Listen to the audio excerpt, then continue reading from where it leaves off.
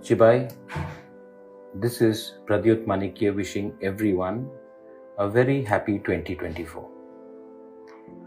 ये साल अगर हमको अपने आप को आगे ले जाना है तो पॉजिटिव रहिए। और पॉजिटिविटी का मतलब एक चीज़ होता है, किसी के बारे में बुरा मत सोचिए, एक दूसरे से मत लड़िए, क्योंकि जब तिपरासा के साथ लड़ता है तो नुकसान हमारे कम्युनिटी, हमारे बच्चे का होता है। अगर हमें आगे बढ़ना है ज़िंदगी में तो इम्प्रूव अपने आप को कीजिए। किसी और के बारे में चिंता करने से आपका ज़िंदगी सुधरेगा नहीं। अगर हमने अपने आप को इस साल अच्छे बनाने की कोशिश की, ड्रग्स को हमने रिजेक्ट किया, अपने आमदनी को इम्प्रूव करने की कोशिश की और एक दूसरे से लड़े कम, एक दूसरे से जेलस कम हो, ईगो कम हो, तो हम एज ए कम्युनिटी आगे बढ़ सकते हैं।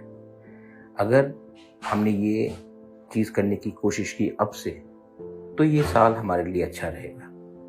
मैं आप सबको प्यार करता हूँ और मैं आप सबको एक ही बात बोलना चाहता हूँ, अगर हमें ज़िंदगी में आगे बढ़ना है तो सबसे पहले अपने आप को सुधारना पड़ेगा। I love all of you all. May you and your entire family have a wonderful 2024. Belai Nuhambai.